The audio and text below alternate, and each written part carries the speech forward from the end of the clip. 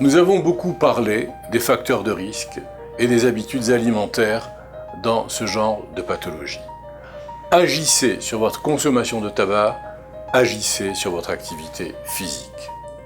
Agissez sur vos habitudes alimentaires. La survenue d'un accident vasculaire cérébral ou d'une autre maladie cardiovasculaire dépend de plusieurs facteurs de risque. Plus vous cumulez les facteurs de risque, plus la probabilité de développer un jour un AVC ou une maladie cardiovasculaire augmente. Il faut donc équilibrer votre alimentation. Vous n'avez pas besoin de suivre un régime particulier, strict, pour prévenir les maladies cardiovasculaires. Il suffit de quelques conseils diététiques de base bien adaptés. Il faut adapter un régime alimentaire équilibré.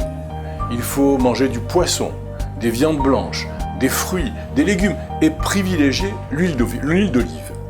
Il faut éviter ou bannir les charcuteries et les viandes rouges en excès.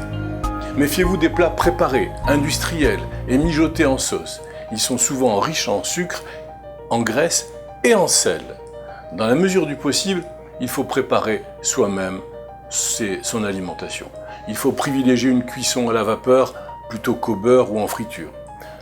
Bannissez complètement le grignotage en dehors des repas. Veillez à manger de tout et de façon équilibrée pendant les repas pour ne pas ressentir de sensation de faim. Et puis, modérez complètement, totalement peut-être, votre consommation d'alcool.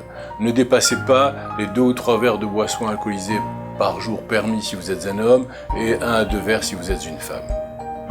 Je voudrais également vous parler de l'excès de poids. Il faut éviter l'excès de poids. Le surpoids aggrave le risque d'apparition des maladies cardiovasculaires. En limitant votre apport en graisse et en sucre, vous allez éviter l'excès de poids qui oblige votre cœur à un travail accru, supplémentaire. On parle alors de surpoids si l'indice de masse corporelle, l'IMC, est supérieur à 25 et s'il est supérieur à 30 dans un cas qui n'est pas d'obésité. Calculez votre IMC avec votre médecin qui, avec l'aide d'un calculateur, pourra vous donner rapidement le résultat. La présence de graisse au niveau abdominal augmente le facteur de risque.